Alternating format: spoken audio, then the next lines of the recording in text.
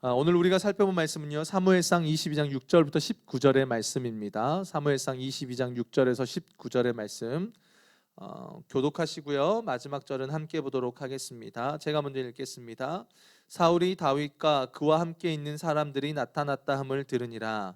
그때 사울이 기브아 높은 곳에서 손에 단창을 들고 에셀나무 아래에 앉았고 모든 신하들은 그의 곁에 섰더니 사울이 곁에 선 신하들에게 이르되 너희 베냐민 사람들아 들으라.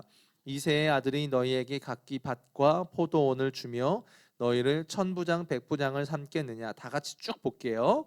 너희가 다 공모하여 나를 대적하며 내 아들이 이새의 아들과 맹약하였을 때 내게 고발하는 자가 하나도 없고 나를 위하여 슬퍼하거나 내 아들이 내 신하를 선동하여 오늘이라도 매복하였다가 나를 치료하는 것을 내게 알리는 자가 하나도 없도다 하니 그때에 에돔 사람 도액이 사울의 신하 중에 섰더니 대답하여 이르되 이새의 아들이 노베 와서 아히두베의 아들 아히멜렉에게 이른 것을 내가 보았는데 아히멜렉이 그를 위하여 여호와께 묻고 그에게 음식도 주고 블레셋 사람 골리앗의 칼도 주더이다. 왕이 사람을 보내어 아히두베의 아들 제사장 아히멜렉과 그의 아버지의 온 집 곧 노베에 있는 제사장들을 부르매 그들이 다 왕께 이른지라. 사울이 이르되 너 아히두베 아들아 들으라. 대답하되 내 주여 내가 여기 있나이다. 사울이 그에게 이르되 네가 어찌하여 이새의 아들과 공모하여 나를 대적하여 그에게 떡과 칼을 주고 그를 위하여 하나님께 물어서 그에게 오늘이라도 매복하였다가 나를 치게 하려 하였느냐 하니 아히멜렉이 왕에게 대답하여 이르되 왕의 모든 신하 중에 다윗같이 충실한 자가 누구인지요. 그는 왕의 사위도 되고 왕의 호위 대장도 되고 왕실에서 존귀한 자가 아니니까 내가 그를 위하여 하나님께 물은 것이 오늘이 처음이니까 결탄코 아니니이다. 원하건대 왕은 종과 종의 아비의 온 집에 아무것도 돌리지 마옵소서. 왕의 종은 이 모든 크고 작은 일에 관하여 아는 것이 없나이다 아니라. 왕이 이르되 아히멜렉아 네가 반드시 죽을 것이요 너와 내 아비의 온 집도 그러하리라 하고 왕이 좌우의 호위병에게 이르되 돌아가서 여호와의 제사장들을 죽이라. 그들도 다윗과 합력하였고 또 그들이 다윗이 도망한 것을 알고도 내게 알리지 아니하였음이니라 하나 왕의 신하들이 손을 들어 여호와의 제사장들 죽이기를 싫어한지라. 왕이 도액에게 이르되 너는 돌아가서 제사장들을 죽이라 하매 에돔 사람 도액이 돌아가서 제사장들을 쳐서 그날에 세마포 에봇 입은 자 85명을 죽였고 제사장들의 성읍 노베 남녀와 아이들과 젖 먹는 자들과 소와 나귀와 양을 칼로 쳤더라. 아멘. 오늘은 날마다 십자가 앞에 서야 되는 이유에 대해서 우리가 좀 제목으로 말씀을 함께 좀 살펴보도록 하겠습니다. 어, 여러분 신앙생활 하면서요, 내가 속해 있는 그 상황들, 환경들을 좀 떠나서 좀 자유롭고 아무도 없는 곳에서 어떠한 방해도 받지 않고 이렇게 신앙생활 한번 해보고 싶다는 생각을 해본 적 있으십니까? 없으신가요? 전 있으실 것 같아요. 그죠? 지금 당장이라도 떠날 수 있는 기회를 준다면 여러분 어딘가를 좀 떠나서 좀 자유롭게 또 아무도 없는 곳에서 좀 조용히 신앙생활 해보고 싶은 마음들이 들 수 있을 것 같습니다. 어딘가로 떠나고 싶은 생각들, 왜 이런 생각이 들까요? 아마 그런 것 같아요. 그 이유는 우리를 이렇게 괴롭게 하는 그런 환경 때문에 그렇지 않을까 싶습니다.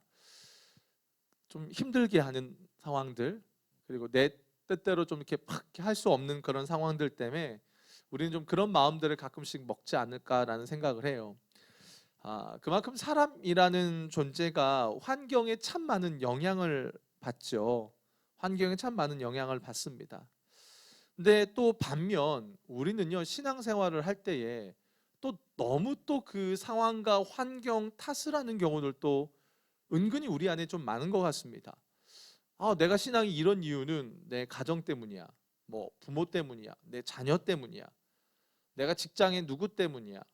아니면 교회에 누구 때문이야. 우리는 뭔가 그 환경 때문에 또 의외로 반대로 탓을 하면서 나아갈 때가 참 많은 것 같습니다. 근데 실제 그 신앙 안으로 조금 더 깊이 들어가 보면 정말 그럴까? 내 신앙에 영향을 주는 부분이 정말 환경 때문일까? 내 상황 때문에 내가 지금 내 신앙이 이런 걸까? 좀 더 깊이 들어가 보면 진짜 문제는 그 외적인 환경에 있지 않다라는 것을 우리가 깨닫게 돼요. 오늘 말씀을 보면 사울이 그래요. 여러분, 사울은 다 가진 자입니다. 왕입니다. 그죠? 뭐 요즘과 같은 시대로는 뭐 아니겠지만 어쨌든 그 시대 가운데는 할 수 있는 것들은 다 할 수 있는 왕이었습니다. 근데 여러분, 오늘 우리가 지금 계속해서 살펴보는 사울의 모습은 어떻습니까? 처음에 그의 신앙이 점점 사라지고 오늘 본문에서는 거의 최악으로 치닫고 있습니다. 그죠? 근데 반대로 다윗은 어떻습니까? 사울이 처해 있는, 지난주도 우리가 살펴봤지만 사울의 위치와 다윗의 위치가 전혀 정반대였습니다. 어떻게 보면 바닥을 치고 있는 겁니다. 근데 그 상황 속에서 다윗은 어떻게 해요? 하나님과 동행하고 또 하나님을 바라보면서 그 가운데서 이제 하나님이 맡겨주신 것을 그가 감당해 내기 시작하는 거예요. 결국 뭘 말하는 겁니까? 사울의 신앙의 원인이 환경의 문제들, 뭐 예를 들면 뭐 다윗 때문이다, 누구 때문이다, 뭐 이런 게 아니라는 겁니다. 그러니까 그것 때문에 지금 사울이 점점 하나님을 떠나서 지금 신앙이 바닥으로 치는 게 아니라는 거예요. 뭡니까? 분명 그 사울 속에 틀어진 부분이 있다는 거예요. 하나님과의 관계 안에서 틀어진 부분이 있고 그것이 결국 삶을 바꿔버리고 이렇게 타락으로 이어지고 있다는 겁니다. 오늘은 좀 그 부분들을 좀 말씀을 통해서 우리가 하나씩 좀 살펴보도록 하겠습니다. 6절을 한번 보면 6절에 이렇게 나옵니다. 6절 보겠습니다. 사울이 다윗과 그와 함께 있는 사람들이 나타났다 함을 들으니라. 그때 사울이 기브아 높은 곳에서 손에 단창을 들고 에셀나무 아래에 앉았고 모든 신하들은 그의 곁에 섰더니라고 말합니다. 지금 사울의 모습을 묘사하고 있는데요. 거기 보면 사울이 다윗이 나타났다 함을 들었다라고 말하잖아요. 이 들었다라는 말이요, 그냥 제가 지금 여기서 설교하고 있는데 뭐 아는 분이 그냥 무슨 소리를 하시 내가 들었다, 이런 의미가 아니에요. 이게 뭐냐면 그 시제가 미완료 시제가 쓰여졌어요. 그 말은 뭐냐면 사울이 지금 다윗에 관한 소식을 듣고자 계속 추적하고 있었다는 거예요. 계속 다윗의 소식에 궁금해하고 있었다는 겁니다. 계속 추적하고 있었다는 뜻이죠. 굉장히 다윗에게 집요한 모습을 드러내고 있는 겁니다. 그런데 그렇게 사울이 집요하게 다윗에 대해서 추적을 하고 있는데 오늘 본문을 보니까는 사울의 그 위치가 어디에 있어요? 지금 에셀나무 아래에 있습니다. 요 에셀나무는요, 사막 지역에서 자라는 나무인데 이렇게 연질의 나무로서 분홍색 또는 흰색을 띠고 있다고 말을 해요. 그래서 고지대에서는 잘 안 난대요. 그래서 이스라엘이 뭐 해발 850m 정도에 있기 때문에 이스라엘 사람들에게는 요 나무가 좀 귀한 나무였던 것 같아요. 그래서 사울은 여기서 그 에셀나무에서 사람들이 모여가지고 그 국사를 의논했었어요. 오늘 본문에 그런 나무인 거예요. 회의를 나누었던 그 에셀나무예요. 근데 여러분, 오늘 모습을, 사울의 모습을 한번 생각해 보세요. 어떤 것 같아요? 이렇게 에셀나무에 딱 거기 나무 아래에 앉아 있는 사울의 모습이 어떻습니까? 마치 왕으로서 아주 그 귀한 나무 아래에 딱 이렇게 의자 놔두고 좀 있어 보이죠? 뭔가 왕으로서 위엄이 있어 보이고 근엄이 있는 모습으로 이렇게 딱 그려져요. 근데 성경이 참 재미있는 게 뭐냐면 지금 우리에게 뭘 이야기하냐면 사무엘상 31장 13절로 가볼게요. 사무엘상 31장 13절에 가보면 이렇게 나옵니다. 그의 뼈를 가져다가 야베스 에셀나무 아래에 장사하고 7일 동안 금식하였더라. 이게 무슨 내용이냐면요, 사울이 죽은 장면이에요. 블레셋과의 전투에서 죽고 나서 사람들이 사울을 어디에다 장사 지내냐면 그 에셀나무 아래에 장사한 거예요. 허무하지 않아요, 여러분? 아무 느낌이 없으십니까? 그러면 안 되는데. 느낌이 있으셔야 돼요. 네. 왜요? 에셀나무가 자기의 권력을 휘두르던 그것을 상징하는 곳이에요. 근데 결국 어때요? 하나님을 떠난 자의 나중을 보니까 자기가 붙들고 자기가 뭔가 힘을 드러냈던 그 아래에 묻혀버리는 겁니다. 그러니까 뭐예요? 허무하죠. 사울의 허무함을 보여줘요. 그죠?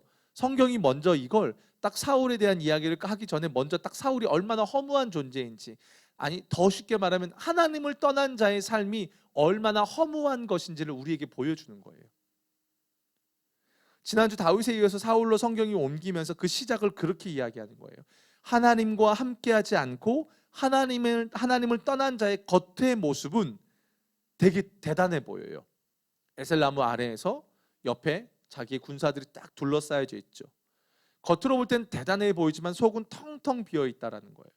그러니까 하나님을 떠난 자의 모습이 허상이라는 거예요.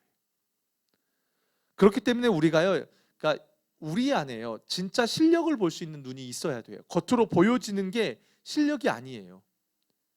겉으로 보여지는 거에 우리는 속으면 안 된다는 거예요. 지금 사울의 상태가 어때요? 텅텅 비어있는 껍데기와 같은 상태인 거예요. 그 안에는 하나님을 붙들지 않으니까 그 안에는 하나님에 대한 내용이 없는 거예요. 겉에만 왕인 거예요. 그런 사울의 상태를 또 보여줘요. 7절 8절에 볼게요. 사울이 곁에 선 신하들에게 이르되 너희 베냐민 사람들아 들으라. 이새의 아들이 너희에게 각기 밭과 포도원을 주며 너희를 천부장 백부장을 삼겠느냐. 너희가 다 공모하여 나를 대적하며 내 아들이 이새의 아들과 맹약하였을 때 내게 고발하는 자가 하나도 없고 나를 위하여 슬퍼하거나 내 아들이 내 신하를 선동하여 오늘이라도 매복하였다가 나를 치려하는 것을 내게 알리는 자가 하나도 없도다 라고 말해요. 여러분, 사울은 어디의 왕입니까? 이스라엘의 왕이잖아요. 그죠? 사울은 이스라엘의 왕이에요. 그러면 이스라엘은 몇 지파로 이루어졌죠? 12지파로 이루어져 있습니다. 그죠? 그럼 12지파의 우두머리가 되는데 오늘 본문에 사울이 지금 말을 하고 있는데 누구한테 이야기해요? 이스라엘 지파야 들어라 이렇게 이야기합니까? 베냐민 지파 사람들아 들어라 라고 말합니까? 베냐민 지파 사람들아 들어라라고 말해요. 그 말은 뭐예요? 지금 사울 주변에 누구만 남아있다는 뜻이에요? 저만 남아있나요? 누구만 남아있죠? 베냐민 지파만 남아있는 겁니다. 다른 11지파는 어디 갔습니까? 없는 거예요. 여러분 지금 성경이 이야기하는 걸 잘 보셔야 돼요. 없는 거예요. 사울이 지금 겉으로 보여지는 모습은 왕으로서 위엄이 있는 것처럼 보여져요. 근데 주변에 사람이 없어요. 사람이 다 떠나는 겁니다. 근데 반대로 지난주에 살펴본 다윗은 어떻습니까? 원통한 자로부터 시작해서 사람들이 다윗에게 몰려들고 있는 거예요. 근데 사울은 그나마 자기와 함께 하고 있는 베냐민 사람마저도 어떻게 해요? 의심하고 있는 겁니다. 베냐민 사람마저도 의심해요. 더 나아가서 자신의 아들 요나단도 다윗과 공모했다고 아들마저도 의심하는 겁니다. 성경이 지금 묘사하고 있는 게 이거예요. 모든 걸 가졌는데 아무것도 없어요. 이게 역설적인 표현이거든요. 모든 걸 가졌는데 아무것도 없어요. 반대로 다윗은 어떻습니까? 아무것도 가진 게 없는데 모든 걸 가졌다는 거예요. 지금 성경이 이 이야기를 지금 먼저 시작을 하고 있는 겁니다. 하나님을 떠난 자의 인생이 겉으로 볼 때 모든 걸 가진 것 같지만 아무것도 없다라는 거예요. 반대로 하나님을 붙들고 있는 사람은 지금 당장은 아무것도 없지만 그는 모든 걸 가진 존재라는 거예요. 성경이 우리에게 이 이야기를 하는 겁니다. 자, 그렇다면 실제로 요나단이요, 다윗과 공모해서 사울을 죽이려고 했나요? 아니죠. 아니에요. 그냥 뭐예요? 이런 표현이 맞죠. 강박관념에 사로잡혀 있는 거예요. 사울 자체가요, 그냥 혼자 망각에 빠져 있는 겁니다. 망상에 빠져 있는 겁니다. 다윗은 무엇입니까? 그냥 도망가고 있는 겁니다. 사울 때문에 도망가고 있는데 사울은 어때요? 지금 다윗이 숨어서 매복하고 있다가 자기를 죽이려고 한다고 생각하는 겁니다. 그러면서 자신을 따르는 유일한 지파에게 뭐라고 하냐면 그 다윗을 죽이지 않고 몰래 공모해서 나를 죽이려고 한다라고 생각하는 거예요. 기가 막힌 거죠. 기가 막힌 거예요. 오늘 본문을 통해서 또 한 가지 확인해 볼 수 있는 게 바로 그거예요. 하나님을 놓치면요, 우리가 하나님을 놓친다는 말은 뭐냐면 신앙이 떨어졌다라는 거예요. 그죠? 신앙이 떨어지면 여러분 어떤 현상이 나타나는지 아십니까? 불안합니다. 불안합니다. 내가 갖고 있던 모든 것들에 대해서도 불안합니다. 우리의 신앙의 여부를요, 내가 지금 하나님 앞에 서 있느냐 없느냐, 내가 지금 신앙이 바르게 서 있느냐 없느냐를 점검할 수 있는 게 바로 염려와 불안입니다. 우리가 신앙을 놓치면 자꾸 내가 처한 상황이 얼마나 절망적인가에 대해서 몰입해요. 난 왜 이래? 난 왜 이 모양이야? 내 가정은 왜 이렇지? 나는 또 왜 이렇지? 자꾸만 그 절망의 상황에 몰입해 버립니다. 그 상황 속에서 내가 절망적으로 빠졌기 때문에 내가 절망적인 거예요. 문제는 내 상황이 절망적인 게 아니에요. 내가 그 상황 속에 절망적으로 빠졌기 때문에 내가 절망이 되는 거예요. 반대로 뭡니까? 내 안에 믿음이 있고 신앙이 바르게 서 있으면 어떻게 됩니까?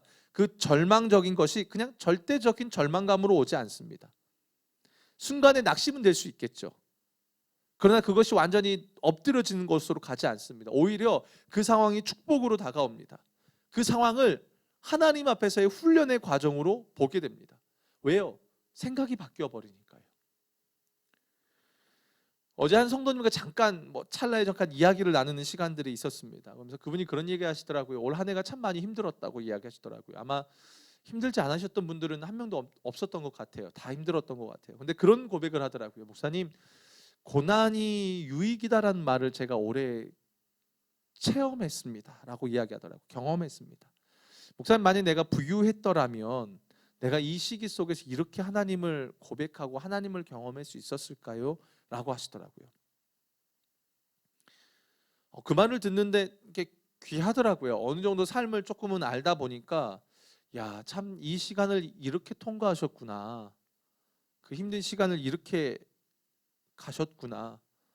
그러면서 또 저 스스로를 돌아보는데 또 한때 또 환경만 보고 절망하고 원망하고 있던 또 제 모습도 오버랩 되는 거예요. 신앙이 하나의 자라나는 인격의 과정인 것 같아요. 그죠? 우리 아이들이 한 3,000번 넘어졌다가 걸음마할 때 한다고 하잖아요.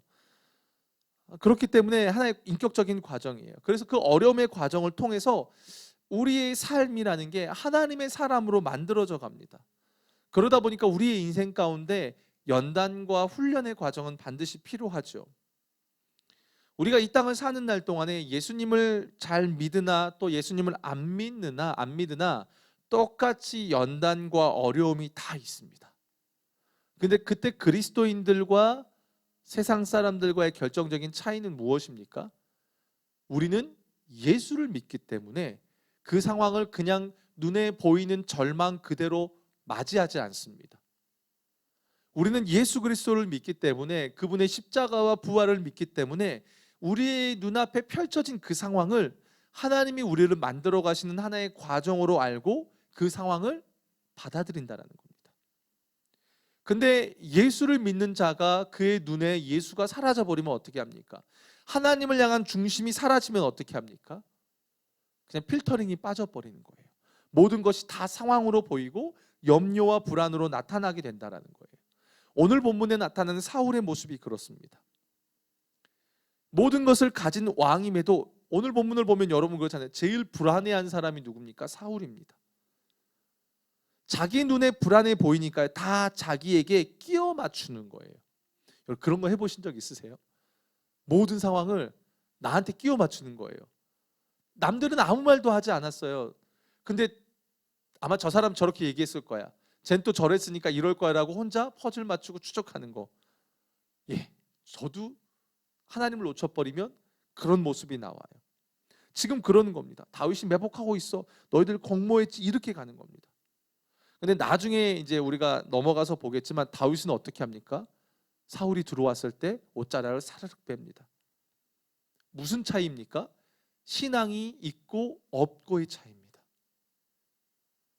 하나님을 중심에 두고 있느냐 없느냐의 차이입니다. 여러분 신앙생활 대충 이렇게 얘기할 부분이 아닙니다. 이거는 실제적인 겁니다. 내 안에 중심에 신앙이 있고 진짜 하나님을 중심으로 하고 있다면 그것이 실제로 우리가 맞닥뜨리는 환경과 또 우리가 선택해야 되는 여러 상황들 속에 그게 결정적으로 신앙의 모습으로 드러나느냐 불신앙의 모습으로 드러나느냐 분명한 결과가 나타난다라는 겁니다. 염려라는 것은 두 곳을 바라본다라는 뜻입니다. 그렇죠? 한 곳을 바라봐야 되는데 내 시선이 나누어졌다라는 겁니다. 두 곳을 바라보니까 어때요? 염려가 생길 수밖에 없죠. 하나님을 바라보고 세상을 바라보니까 그게 염려라는 겁니다. 하나님을 바라보고 결정하는 게 아니라 거기에 세상을 같이 집어넣다가 점점 세상이 쌓이기 시작해요. 그럼 무게중심이 세상 쪽으로 쏠리면서 우리의 신앙은 그렇게 무너지는 겁니다. 그래서 하루 싸움이 중요한 겁니다. 우리가 오늘을 하나님 앞에서 살아내지 못하면 내일은 없습니다. 오늘을 하나님 앞에서 살아내는 자만이 내일을 또 하나님 앞에서 살아낼 수 있습니다. 오늘 지금을 못 살아내면 또 다음을 우리는 보장할 수 있는 존재가 되지 못한다라는 겁니다. 겉으로 보여지는 모습은 사울은 여전히 신앙인입니다. 근데 사울의 삶에 지금 보면 해답이 없어요. 그게 지금 사울의 상태입니다. 또 볼까요? 13절에서 15절을 보겠습니다.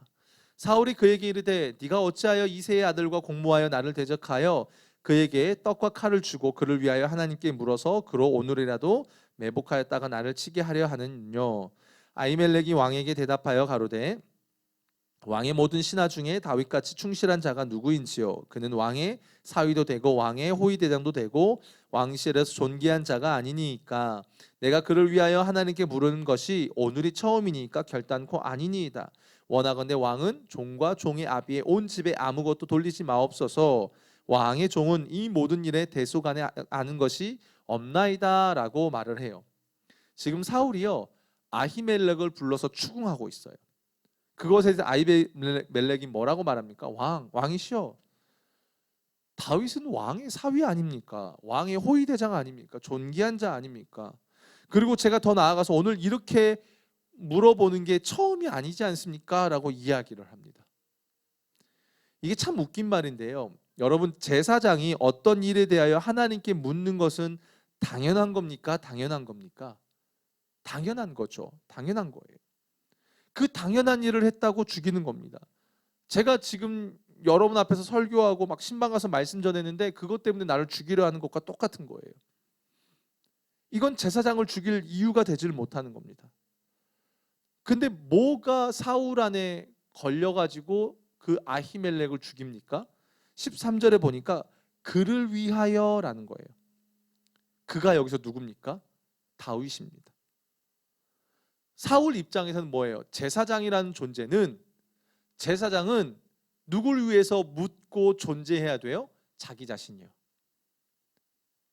제사장은 사울 자기 자신을 위해서 하나님께 뜻을 물어줘야 되고 하나님의 뜻을 구해야 되는 존재라는 거예요. 사울의 입장으로. 근데 다윗을 위해서 물었다라는 거예요. 그래서 왜 나를 위해 묻지 않고 다윗을 위해서 물었냐라고 하면서 죽여버리는 겁니다. 어이없죠, 여러분. 어이없죠. 하나님을 놓치면 신앙이 점점 내 중심으로 흘러갑니다. 계속 나타나죠. 하나님을 놓친 자들의 삶의 모습들이요. 종교적인 수단들도요. 다 그냥 종교적인 내용들을 다 수단화 시켜버립니다. 하나님을 놓치면 기도도 뭐가 되는지 아십니까? 그냥 내 소원을 이루어지는 통로가 돼요. 예배도요 어떻습니까? 하나님을 놓친 자들이 예배 드릴 때에 예배를 어떻게 맞이하는지 아십니까? 그냥 내 감정을 풀어놓는 넋두리처럼 생각해버립니다. 그냥 내 감정 소모해버리는, 하나님 그분에 대한 경배와 하나님 그분에 대한 인격의 내용이 없이 그냥 내 어떠함을 풀어내기 위한 도구가 돼버리는 겁니다. 모든 것이 내 중심이 돼버려요. 그래서 어떻습니까? 하나님을 놓친 자들은 자기 중심으로 흘러가는데, 그래서 나에게 뭔가 맞으면 좋은 교회예요. 나랑 뭔가 핀트가 맞고 코드가 맞으면 좋은 목사님이에요. 나랑 맞지 않으면 나쁜 속회예요. 나쁜 목회자예요. 이렇게 간다는 겁니다. 더 나아가서 어떻습니까? 예수님도 그렇게 보더라고요. 내가 원하는 거 이루어주지 않으면 우리 주님은 좋은 주님이 아니에요. 좋으신 하나님이 아니에요. 그런 게 없는 거예요. 우리 안에 이런 모습들이 얼마나 많이 나타나는지 몰라요. 하나님을 놓치면 우리의 신앙은요, 여러분 명심하셔야 합니다. 자기중심적으로 가요. 어떤 말까지 하는지 아십니까? 이 말 속에 참 많은 함정들이 담겨져 있어요. 여러분 제일 많이 하는 말 뭐예요? 예배 끝나고 나면 목회자들에게 제일 많이 하는 말이 뭔지 아십니까? 목사님 오늘 은혜 받았습니다. 여러분들 그 말에 얼마나 깊은 함정이 있는지 아십니까? 내가 생각하기에 좋은 말씀, 내가 필요로 했던 이야기가 나오면 우리는 은혜 받습니다. 하지만 내가 듣고 싶지 않은 이야기, 내가 추구하는 것과 다르면 우리는 시험 들었다라고 말을 합니다. 왜요? 중심이 나예요. 은혜 받았다라는 말의 뜻은 여러분 어떤 의미입니까? 내가 그 말씀대로 살겠다는 뜻이에요. 어떠한 내 감정을 후련하게 해주는, 시원하게 해줬어, 내 속을 긁어줬어, 간지러운 부분을 긁어줬어, 그런 내용이 아니에요. 그 말씀의 내용이 내 삶에 부딪히고 맞지 않더라도 그 말씀이 하나님의 말씀이기 때문에 내가 순종하며 살겠다라는 게 은혜 받았다라는 말 속에 담겨 있는 의미인 줄로 믿습니다.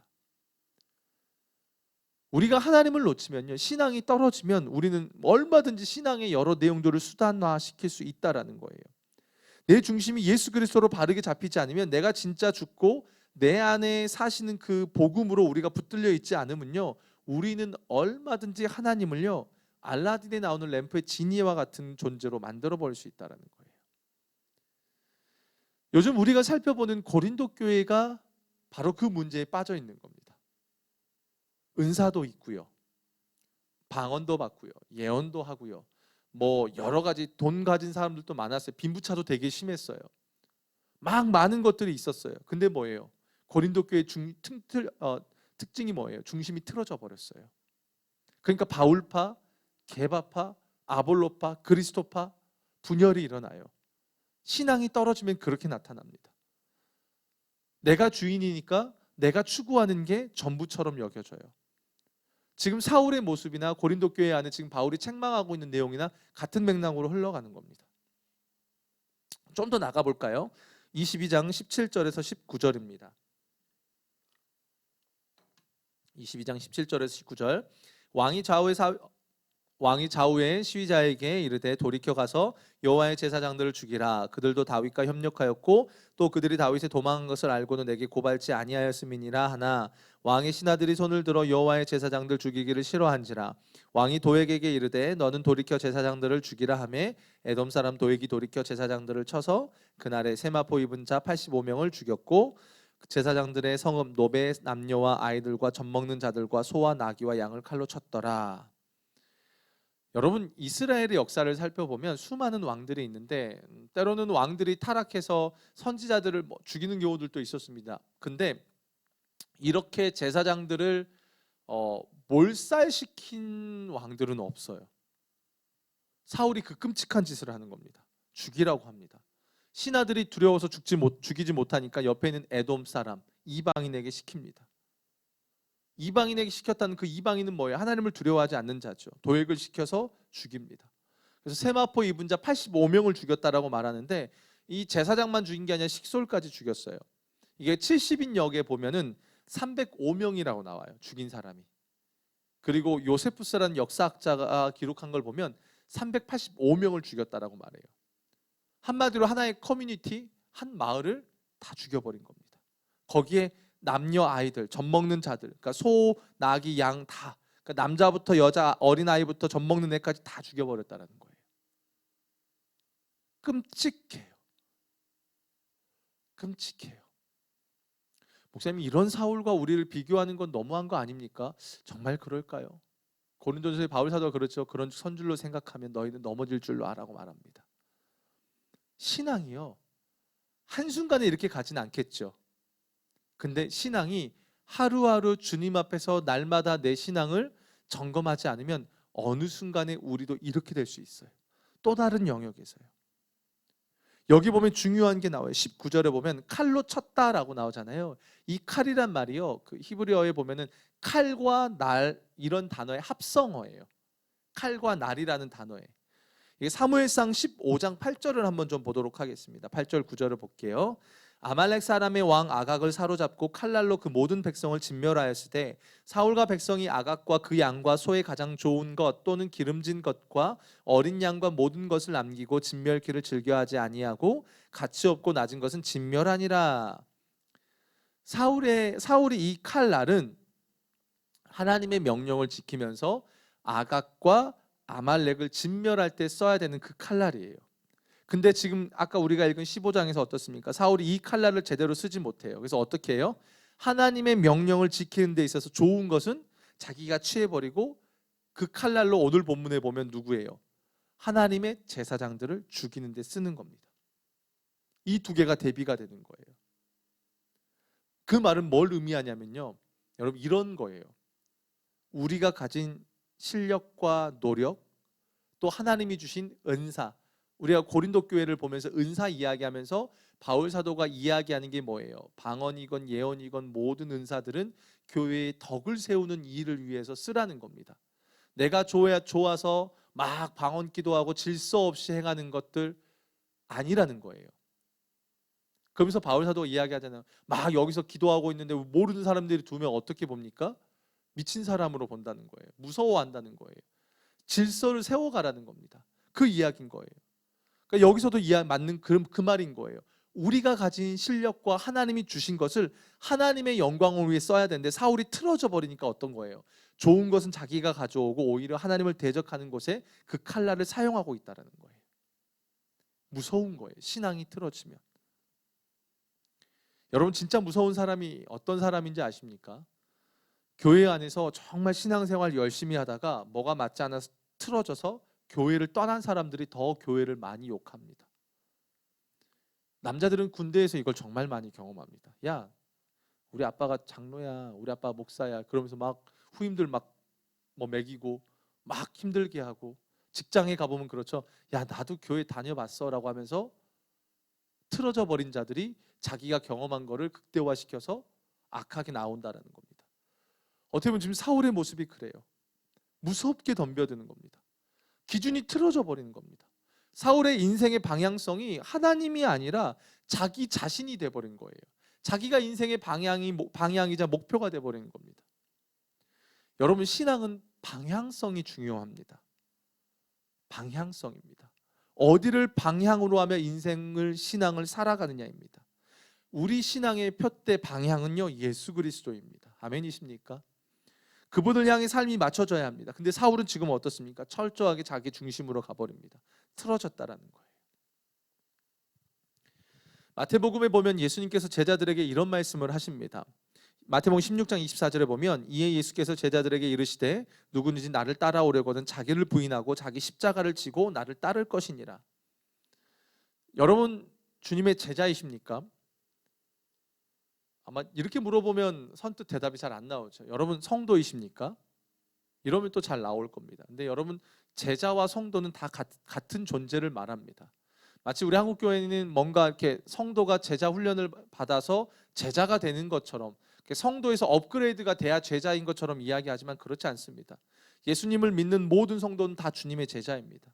근데 진정으로 그 주님의 제자된 길을 가기 위해서 필연적으로 우리가 맞이해야 되는 게 뭐냐면 예수님이 말씀하시는 게 그게 뭐냐면 자기를 부인하고 자기 십자가를 지고 주님을 따르는 겁니다. 자기 부인입니다. 여러분 우리가 신앙생활하면서 훈련을 왜 해야 할까요? 왜 하나님 때로는 우리를 연단의 과정으로 모실까요? 그것은 그 과정을 통해서 철저하게 자기 부인을 하며 틀어진 방향을 하나님께로 돌리라고 말하는 겁니다.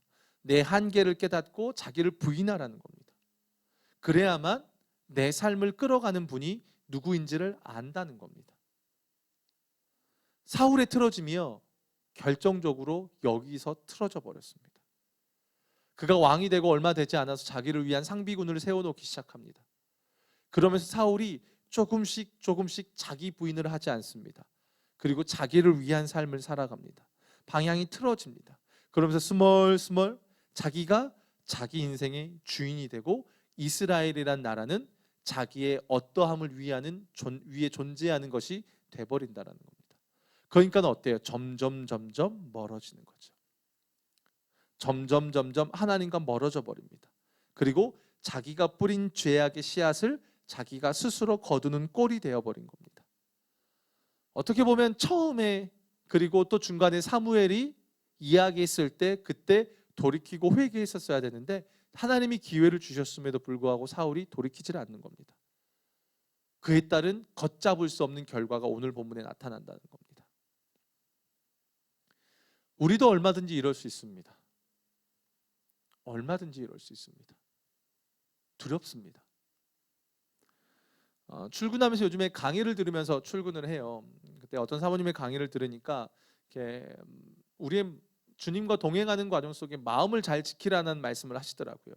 사람의 마음이라는 게요, 그냥 이렇게 놔두면 흘러가는 대로 그냥 가버린대요. 놔두면, 그대로 두면요. 근데 그 말이 공감이 확 되는 거예요. 그러면서 어렸을 때 생각이 나는 거예요. 저는 또 이렇게 농사를 지어봤잖아요. 그래서 어렸을 때 여름에 물을 대요. 물을 대는데 물을 댈 때 보면 물기를 어떻게 터주느냐에 따라서 물이 그냥 쭉 흘러가더라고요. 터주는 대로 가요. 막으면 또 이쪽으로 가요. 이쪽으로 막으면 이쪽으로 가요. 우리 마음이 그렇다는 거예요. 흘러가는 대로 놔두면 자연스럽게 우리는 어떻습니까? 우리 안에 내재된 죄성을 따라서 그 마음이 죄가 원하는 방향대로 흘러간다는 겁니다. 그러면서 그 사모님이 이런 말씀을 하시더라고요. 잠언 말씀을 붙들면서 모든 지킬 만한 것 중에 더욱 내 마음을 지키라. 생명의 근원이 이에서 남이니라. 그냥 두면 안 된다는 거예요.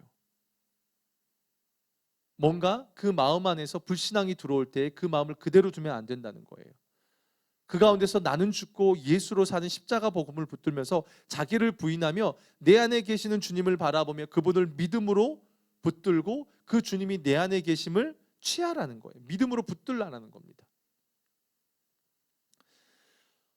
작년에 제가 정말 그런 감정의 소용돌이를 겪어본 적이 처음이었던 것 같아요. 제 인생 살면서 정말 감정적으로 감정의 그 폭풍 같은 상황을 맞이해봤던 게 처음이었던 것 같습니다. 요동치는 감정들, 마음이요, 뭐 왔다 갔다 하고요. 막 여러 감정들이 제 안에 확 일어났었습니다. 그거였더라고요. 그때 제가 놓쳤던 게 그거였어요. 마음을 잡았어야 돼요. 놓쳐버리니까 한동안 이 마음 안에 일어났던 불신앙의 모습들, 그로 말미암아 나타났던 감정의 쓸데없는 소모들, 그 어려움들이 쭉 있었던 거예요. 최근 들어서 그걸 주님 앞에서 점검해 가는 과정들을 제가 하고 있는데, 그러면서 보게 되는 거예요. 그러면 안 되는구나. 놔둬서는 안 되는구나. 성경이 지금 우리에게 이야기하는 게 바로 그겁니다. 겉으로 보여지는 사울이 지금 수면 위에 드러나 사울의 모습이 보이잖아요. 다윗은 어떻습니까? 음지에 들어가 있습니다. 굴 속에, 숲속을 헤매고 있습니다. 근데 결정적인 차이가 어디냐면 다윗은 그 마음의 중심과 기준을, 방향을 하나님께 향하고 있습니다. 그 결과 다윗의 입에는 감사가 나옵니다. 반대로 사울은 어떻습니까? 그 마음의 기준과 중심과 방향이 철저하게 자기 자신에게 있습니다. 그러니까 어떻습니까? 불안합니다. 염려합니다. 의심합니다. 자기가 가진 걸로, 하나님이 주신 걸로 하나님께 영광 돌려야 되는데 그렇지 않고 하나님을 대적하는 일에 써버립니다. 다윗은 가진 게 없지만 모든 것을 가진 자처럼 기도합니다. 사울은 모든 것을 가졌지만 허전하고 공허하고 쫓기는 듯한 삶을 살고 조급하고 그 심령이 강팍합니다. 결국 뭘 말합니까? 서두에 제가 그런 말씀을 드렸죠. 외부적인 환경들. 떠나고 싶으십니까? 물론 또 여행 가고 싶어요. 물론 뭐 좋죠. 리프레시 하니까요. 뭐 잠깐의 그런 상황들은 좋겠죠. 그러나 우리가 뭔가를 떠나서 또 다른 환경으로 옮긴다고 해서 우리 안에 그 문제들이 또 사라질까요? 그렇지 않지요. 결국 무엇입니까? 중요한 건 우리의 마음의 중심입니다. 우리가 날마다 주님의 십자가 앞에 서야 하는 이유가 바로 그것입니다. 고린도전서 15장 31절에 보면 바울 사도가 이렇게 이야기합니다. 형제들아, 내가 그리스도 예수 우리 주 안에서 가진 바 너희에 대한 나의 자랑을 두고 단언하노니 나는 날마다 죽노라.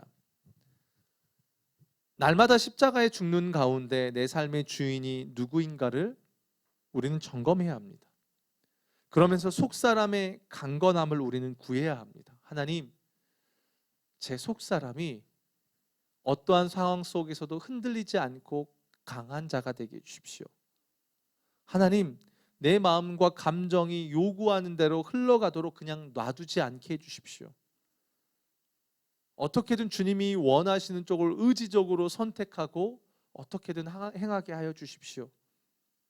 이렇게 나아가야 하는 겁니다. 혹시나 우리 안에 감사하지 못하고 불평하거나 원망하고 있다면 우리의 마음이 틀어져 있다는 것을 여러분 기억하셔야 합니다. 그리고 그게 여러분 깨달아지면 그건 주님이 여러분을 돌이키길 원하시는 하나님의 음성으로 여러분 받아들이셔야 합니다. 사울은 그 작은 하나님의 음성을 놓쳐버립니다. 어떻게 보면 별거 아닌 것 같지만 그 작은 것이 지금 다윗과 사울의 결정적 차이를 낳습니다. 그러면서 사울의 속사람은 무너져 버렸고 자기를 부인하지 못하고 모든 지킬 만한 것 중에 그 마음, 지킬 만한 그 마음을 지키지 못하고 마음이 원하는 죄악된 본성대로 흘러가 버립니다. 반대로 다윗은 굴 속에 있고 수풀 속에 있어서 하나님을 배워갑니다. 주님을 찬양합니다. 주님의 뜻을 성취해 갑니다. 저는 이 말씀을 보면서 그런 게 딱 보여지더라고요. 그 작은 거구나. 신앙을 우린 뭔가 대단한 것, 좋은 신앙의 사람들이요, 뭔가 이렇게 큰 막 역사적 대단한 일을 해서 그 사람의 신앙이 좋은 게 아니더라고요. 정말 매 순간 매 상황 속에서 주님과 동행하며 내 마음을 주님께로 올려드리는 그 삶의 그 작은 씨름이 결국에는 그 사람의 신앙의 큰 그림이 되어지고 그 모습의 열매가 되어지더라고요. 사랑하는 성도 여러분, 삶의 작은 훈련이 큰 열매를 맺습니다. 그걸 기억하시고 오늘 사울의 모습을 반면교사 삼으시면서요, 그렇게 살기를 소망하지 말고 다윗처럼 살기를 소망했으면 좋겠습니다. 다윗의 위대함이 여기에 있습니다. 넘어졌지만 돌이킵니다. 그리고 그 속에서 다시 주님의 뜻을 구하고 그 마음을 주님께로 내어드리며 주님 앞에 다시 서는 것, 어떻게 보면 십자가 앞에 날마다 서는 것, 여기에 다윗의 위대함이 있는 것 같습니다. 우리의 삶이 그런 하나님을 붙들고 날마다 십자가 앞에 서는 우리들의 삶이 되기를 소망하고 축복합니다. 이 시간 함께 찬양했으면 좋겠습니다. 주의 음성을 내가 들으니 찬양하면서요, 우리 하나님 앞에 나아가는 시간 되길 원합니다.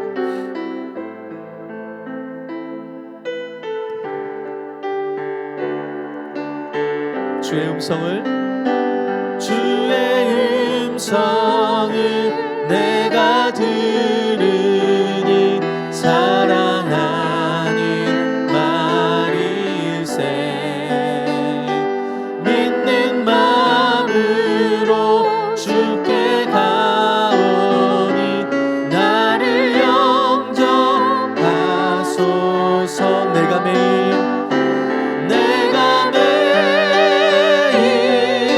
십자가 앞에 더 가까이 가오니 굴새 주에 흘린 몸의 피로써 나를 정케 하소서. 주여 넓으신 은혜 베푸사 나를 받아 주시고 나의 품은 뜻 주의 뜻같이 되게 하여 주소서. 내가 매일 십자가 앞에 더 가까이 굴새 주에 흘린 몸의 피로써 나를 정케 하소서. 주의 보좌로 나아갈 때에 어찌하니 기쁠까. 주의 얼굴을 항상 배우니 더욱 친밀합니다. 내가 매일 십자가 앞에 더 가까이 가오니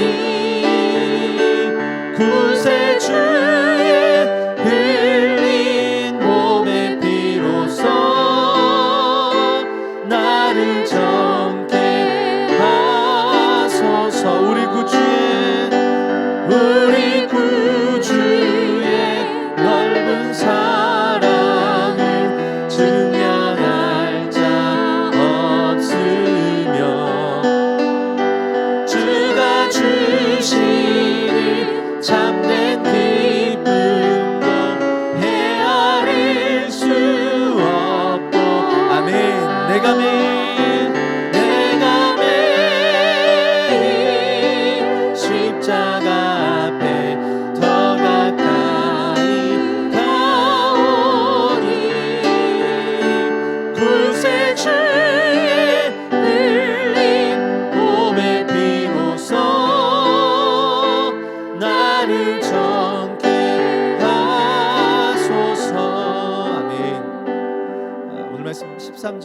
기도했으면 좋겠습니다. 사울이 그에게 이르되 네가 어찌하여 이새의 아들과 공모하여 나를 대적하여 그에게 떡과 칼을 주고 그를 위하여 하나님께 물어서라고 말합니다. 하나님을 놓치면 신앙은 철저하게 자기 중심으로 흘러갑니다. 반대로 하나님을 붙잡으면 그 신앙은 철저하게 하나님 중심으로 흘러갑니다. 이 시간 기도할 때에요, 사울이 놓쳤던 것이 그것이었습니다. 날마다 하나님 앞에, 십자가 앞에 서는 삶을 그가 놓쳐버렸습니다. 이 시간 기도할 때 주님, 우리가 부른 찬양처럼 주님의 십자가 앞에 날마다 서기를 원합니다. 그래서 오직 예수가 내 삶의 주인 되시고 나는 죽고 예수로 살며 자기를 부인하며 주님을 따르는 신앙, 그 복음의 신앙으로 우리가 나아가길 원합니다라고. 그래서 주의 음성 따라, 주의 인도하심 따라서 하나님 내 삶에 주어지는 어려움이 있더라도 능히 이겨내는 하나님 그런 믿음의 사람이 되길 원합니다라고 우리 함께 같이 기도하며 나아가겠습니다. 기도합시다. 살아계신 하나님 아버지, 오늘 사울의 모습을 통해서 주님 철저하게 보게 됩니다. 하나님을 놓치며 하나님 중심의 신앙을 놓치며 살아가는 사울의 모습을 보게 됩니다. 날마다 매일매일 매 순간순간을 하나님 앞에 살아가는 삶이 그렇게 중요합니다. 하루를 놓쳐버리면 우리도 언제든지 이렇게 될 수 있습니다. 하나님 아버지 기도합니다. 정말로 주님 매 순간 십자가 앞에 서길 원합니다. 자기를 부인하고 주님이 맡겨주신 그 십자가를 지며 주님을 따르는 삶을 살아가기를 원합니다. 그래서 내 중심과 내 삶이 주님을 향하며 주님이 원하시고 주님이 기뻐하시는 것을 이루어내는 하나님 그런 삶이 될 수 있도록 아버지 하나님 인도하여 주시기를 원합니다. 좋으신 아버지 하나님, 신실하신 아버지 하나님, 주님을 바라봅니다. 주님을 의지합니다. 주님의 십자가를 붙들고 살아가기를 원합니다. 그래서 더 이상 나에게 근거를 두지 아니하며 더 이상 나의 어떠함에 환경에 내 시선을 빼앗기지 아니하고 내 삶을 붙잡고 계시는 주님께 내 모든 것을 고정하며 살아가는 인생이 될 수 있도록 하나님 아버지 인도하여 주시옵소서. 그래서 주님 기뻐하시는 인생을 살아가기를 간절히 원합니다. 주님 인도하여 주시옵소서. 우리 마지막으로 기도할 때에요, 잠언 4장 23절 말씀을 좀 붙들고 같이 기도했으면 좋겠어요. 모든 지킬 만한 것 중에 더욱 내 마음을 지키라. 생명의 근원이 이에서 남이니라. 사단은요 여러분, 우리의 마음이 빼앗기길 원합니다. 다른 데가 아니라 그냥 눈앞에 놓여진 환경에. 그래서 어떻게든 우리의 시선이 주님께로 고정되는 걸 막습니다. 사울의 무너짐이 거기였습니다. 그냥 환경이 확 넘어갑니다. 이 시간 기도할 때 우리의 마음을 주님 지킬 수 있도록 우리의 속사람이 강건해지도록 기도했으면 좋겠습니다. 물론 속사람이 강건해진다고 내 주변의 상황이 바로 풀려지거나 그렇지 않습니다. 여전히 환경은 그대로입니다. 그러나 그 환경을 대하는 내 마음이 달라집니다. 내 태도가 달라집니다. 이 시간 기도합시다. 하나님, 여전히 흔들리는 상황들 속에서 내 마음이 주님께로 향하겠습니다. 주님의 뜻대로 흘러가도록 인도해 주십시오. 내 속사람이 강건해지게 하여 주십시오. 내 마음을 지키는 가운데 생명 예수 그리스도가 내 안에서 흘러 넘치게 하여 주십시오. 그래서 나에게 주어지는 이 믿음의 여정을 내가 끝까지 감당할 수 있게 해달라고 우리 마지막으로 주여 한번 외치고 기도하시고 계속해서 기도하시겠습니다. 주여